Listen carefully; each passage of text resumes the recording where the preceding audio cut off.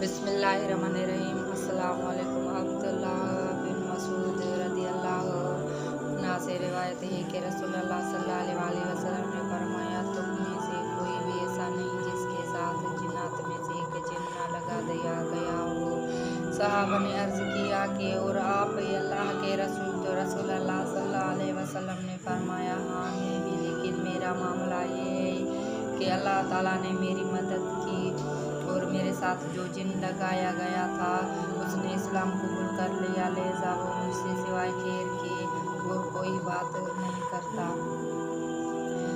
हुजूर सल्लल्लाहु अलैहि वसल्लम की विलादत हुई तो सैयदना अब्दुल मुत्तलब घर में मौजूद नहीं थे। काबे की दीवार मरम्मत करने तशरीफ ले गए थे। अब्दुल मुत्तलब फरमाते हैं कि मैं मरम्मत के बाद काबा का तवाफ कर रहा था। मैंने देखा कि बैतुल्लाह चारों जानिब झुका और मुकाम इब्राहिम की जानिब सजदे में गिर गया और तकबीर और तस्बीह की आवाज़ें आने लगी। थोड़ी देर बाद काबा दीवारों पर खड़ा हो गया और जवाब काबे से निदा आई, सब खूबियाँ अल्लाह के लिए हैं जिसने मुझे मोहम्मद सल्लल्लाहु अलैहि वसल्लम से मखसूस कर दिया। अरकान काबा फिर एक दूसरे को मुबारकबाद देने लगे। अब्दुल मुत्तलब फरमाते हैं कि मैं बाबुल सफ़ा से निकलकर आमना के घर की जानिब रवाना हुआ तो मैंने कुछ फरिश्ते देखे जो कह रहे थे, कद जाकुम रसूलल्लाह। मैंने आंखें मलते हुए कहा कि ये ख्वाब है या बेदारी। आमना के मकान पर कुछ परिंदे चक्कर काट रहे थे और कमरे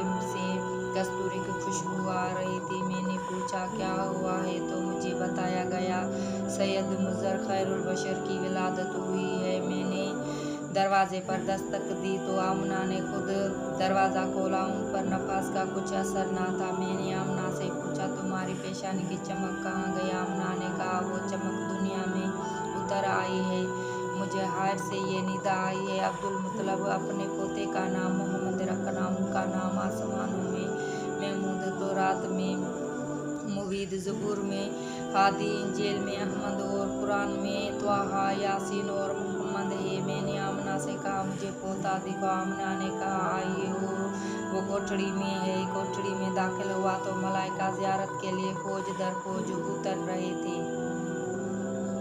इमाम हुसैन ने अपने असहाब के साथ नमाज़े खौफ पढ़ी। ज़हीर बिन कैन और साद बिन अब्दुल्ला आपके आगे बचाव के तौर पर खड़े हो गए। उस कदर सईद बिन अब्दुल्ला को तीर लगे कि ज़मीन पर गिर गए। बाद नमाज इमाम से अर्ज़ की, क्या मैंने अपना अहद वफ़ा किया? इमाम ने फरमाया, हाँ, तुम मेरे आगे जन्नत में पहुँच रहे हो। सईद बिन अब्दुल्ला शहीद हो गए। लोगों ने शुमार किया तो आपके बदन पर 13 तीर लगे थे।